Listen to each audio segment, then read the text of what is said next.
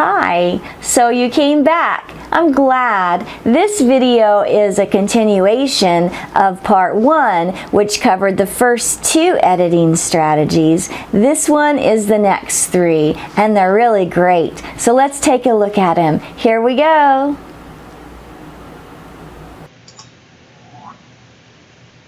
Success isn't measured by the position you reach in life.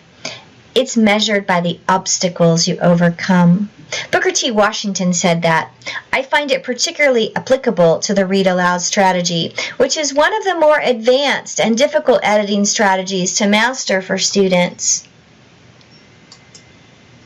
To read aloud means to slowly and deliberately speak your words out loud. It's pretty easy to understand.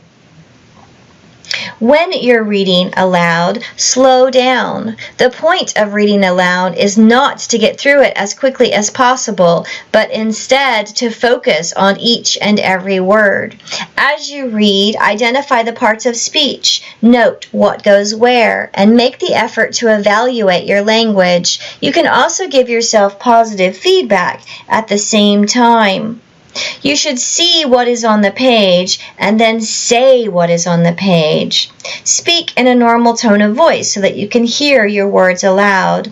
Science has shown us that we actually learn best from our own voices. This means you can use the time to teach yourself even as you edit aloud.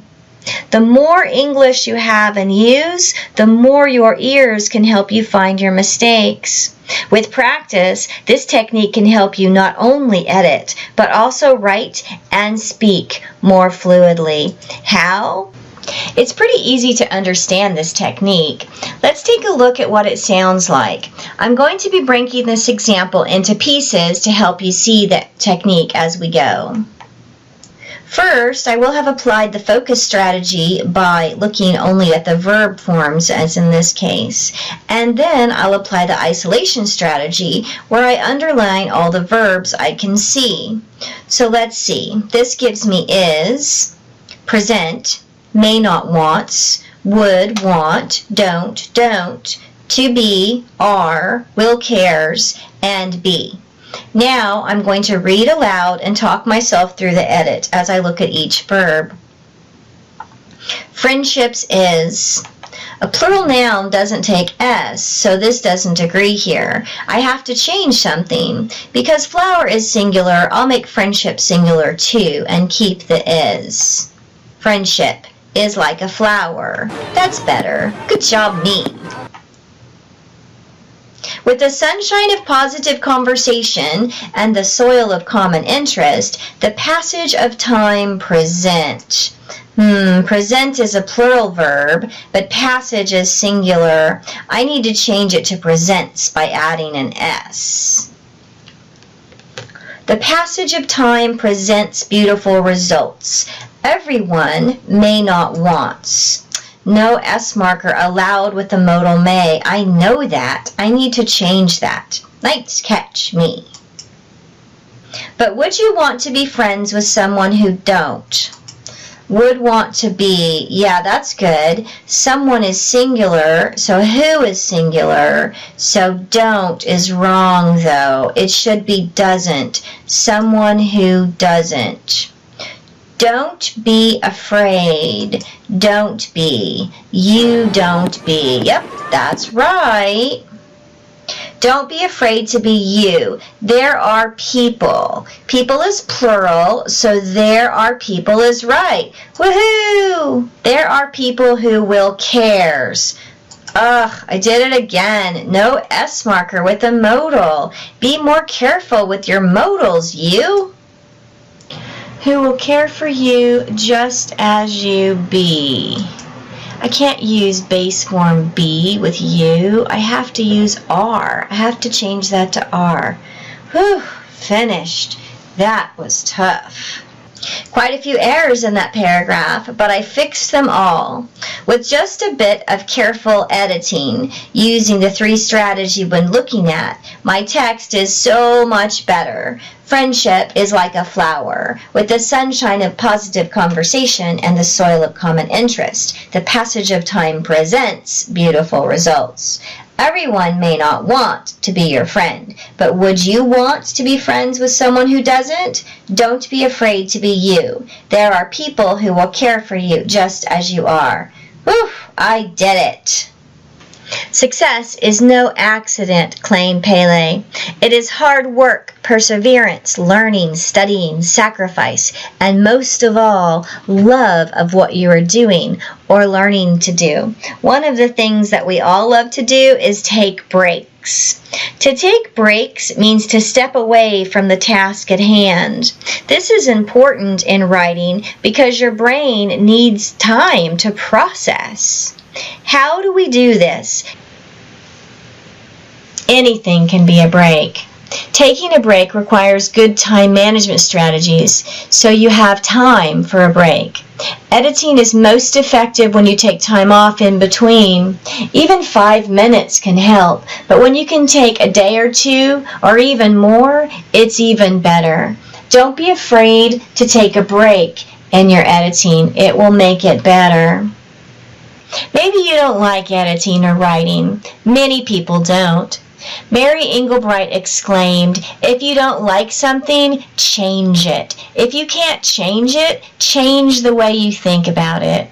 I encourage you in the next strategy to change the way you think about editing and have fun with it. How do we actually have fun? To have fun means something different for everyone, so it's very difficult to give specific strategies for having fun. Nonetheless, I do have a few possibilities for you to have a bit of fun with your grammar. You could try being creative by finding errors like a game. This is something that I always like to do. I like to find my errors and then I pay myself for each error. Now that I don't make as many errors, I pay myself a lot more. But when I first started editing, I would pay myself a nickel an error, and I would total how much money I earned, and then I would buy myself something. Sometimes an ice cream, sometimes a new book. It was fun. It was fun to find errors because then I would actually get paid. You can also listen to music. You can use special pens when you edit. I like to color code. You could have editing parties with your friends. That could be fun. You could give yourself happy stickers for each error you find. You could reward yourself with chocolate. I always like chocolate. You could even track your own time with an app. There are so many possibilities to have fun with editing. You just have to be creative and again, change the way you think about it. A study tip then is identifying the cause of your error because that's going to help you quickly resolve it. Are you making mistakes because you lack knowledge of that grammar feature? Take time to learn it. Are you making mistakes despite knowing the grammar rules because you didn't see the actual mistake? Learn to see your own errors in your work. Are you doing your best but still making multiple mistakes? Spend more time. You can always spend more time. Identifying the cause of your grammar error and applying the best solution, you can try these 5 strategies. They will help you become an excellent writer and editor. Thomas Edison once said, "If we did all the things we are capable of doing, we would literally astound ourselves."